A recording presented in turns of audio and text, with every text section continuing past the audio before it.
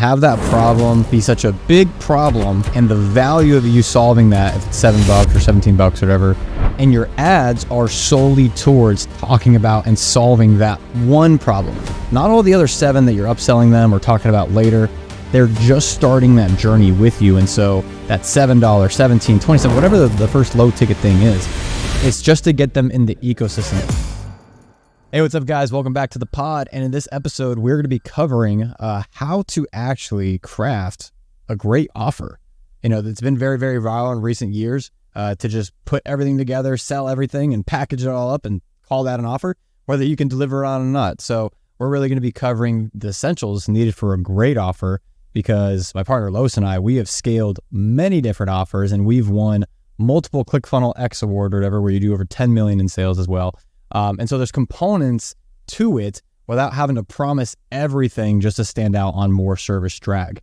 And so, Los, why don't you share a little bit about your experience with these offers? But I know you've done a lot in the low ticket space to help ascend people.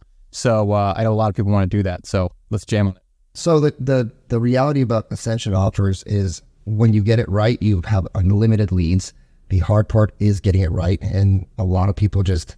high ticket is easier to a degree, right? Because you have more revenue to play with. You can make more mistakes and you're going to be okay with that. You have to be very tight and spend to essentially lose money but gain data. It's not like you're losing money. You're essentially spending money to get insights, right?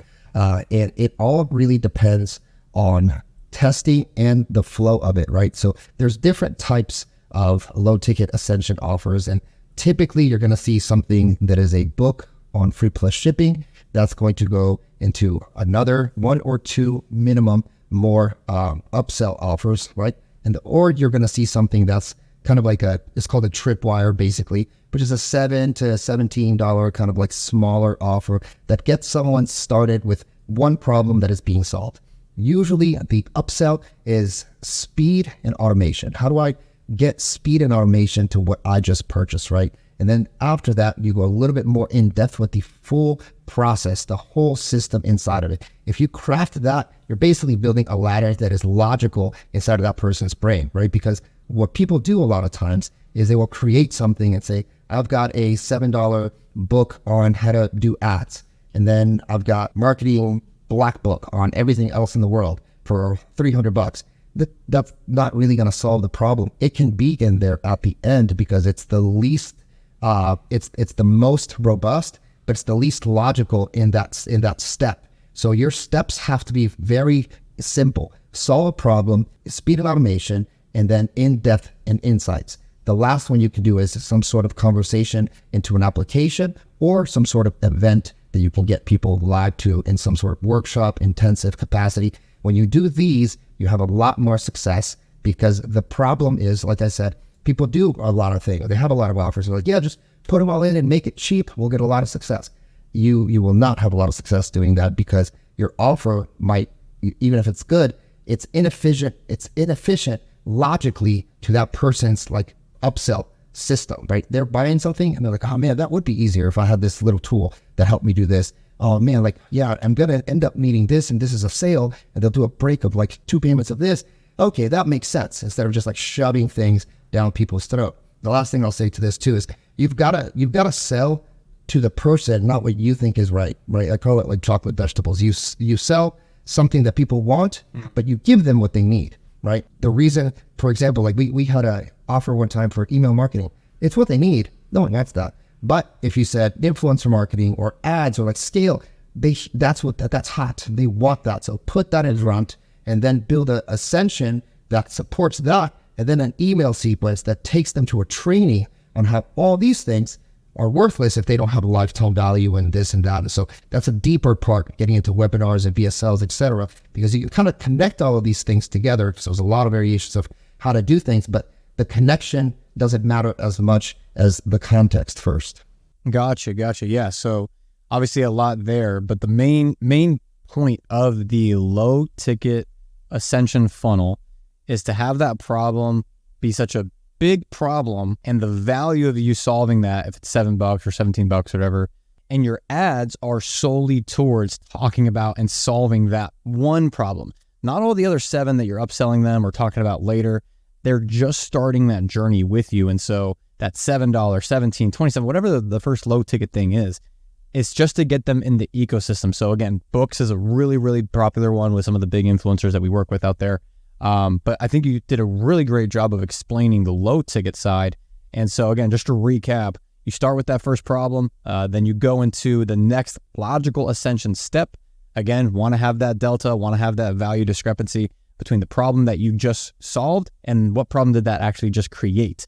And then you just continue to stack and stack and stack. Some funnels, they can be 7 or 8 steps long because there's a lot of upsells. But what would you say is like the optimal range of upsells? I know people don't stop buying until you stop asking, but what's a logical number of steps? I think 3 is good. 4 is max. Okay. You see other people getting into the 7 and 8s. They're just, that person's going to hate you one day.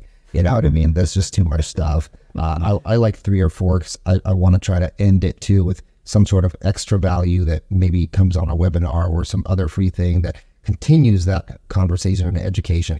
But if someone's buying 4 or 5, 6 things, they haven't implemented anything. So now you just, they bought your thing, but you created so much overwhelm, which is the whole opposite of what we were trying to do, that now they don't need anything. And so you're going to potentially lose that customer to someone else that might make everything seem simpler, which is they're looking for simplicity and they're looking for speed. And if you're adding a lot of stuff, you just made things more complicated and much, much less efficient for them time-wise. Absolutely. Well, let's shift gears over to more of the high ticket side. So I think, again, Los did a great job of the low ticket, but some of your guys' businesses, you're like, dude, I got a mastermind offer. I got a freaking, maybe a huge done for you service offer that's like a 60K or a 80K kind of contract commitment. How do I get those clients? And so if you go low ticket first, you can ascend them through sales calls, right? And get them on the calendar and do a booked appointment side. But the offer itself, if you're just going cold traffic straight to that demo, is structured a little bit differently. And I've done a lot of high ticket stuff. We've generated tens of millions of dollars doing high ticket stuff. The type of client that a high ticket purchaser is very different. So maybe in the low ticket stuff, you may be able to get away with, I don't want to call it gimmicky, but some of the marketing tactics and language that's like the one secret or the one thing or whatever, because you're literally selling the one thing in the thing, you know? So like it's clickbaity to get the click, but it's also true because it is the one thing, right? Whereas high ticket services, you have to have all of those things stacked into whatever the offer is. And the person's going to come with certain assumptions. They're going to come with how you pre-frame them, and they're going to come with questions. And so a lot of times what I see people don't really do properly is the discovery phase of what's really important to them, because your job isn't to just sell the entirety of the offer to them. It's to sell what matters to them that's included in that program. And so with high ticket services, you want to have the different scenarios laid out. There's 4 main sales objections when it comes down to time, not being the right decision maker, they don't have the money, or it's just not the right product for them. And a lot of times one may be disguised as the other. And so the whole point of a high ticket offer is to cast a wide enough kind of net of objections and of things that you can handle in order to actually sell and actually show them why that this high ticket service and program is actually for them. And so when we get into kind of high ticket, the way that the front end is framed, you can actually provide a lot of information because they're making a better decision. No one likes that carrot being dangled in front of them for the information.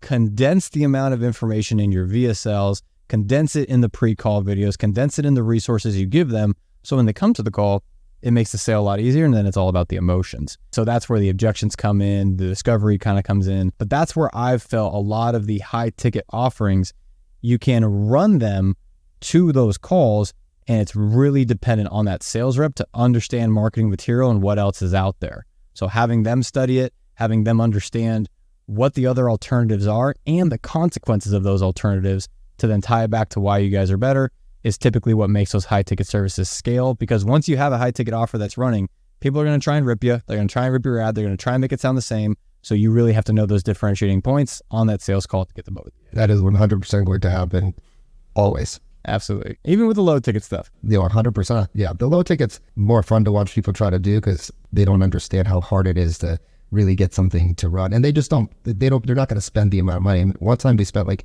$300,000 on one of our brands and it wasn't working. But like once we got it to work, it made like $2 million. Yeah. Would you spend $300K to make $2 million? Well, in hindsight, yes. But in the moment, that's where all the emotions are. So that's what kind of prevents people from low ticket. So like he said, high ticket stuff, you can have that margin of error because you are selling higher priced items, 5, 10, 20, 50, 100K even. Low ticket, you got to be dialed in and got to know that market message. So hopefully that provided some value for you guys to be able to sell more low ticket and ascend people, or sell more high ticket and actually have an offer that can scale out. So with that said, guys, hope you like this video. Go ahead and share with a friend, family member, or an entrepreneur that's either getting started or just trying to scale up. That way they can implement this and actually start making more money, more impact for their families and for their communities. So with that said, guys, like and subscribe. We'll talk to you soon.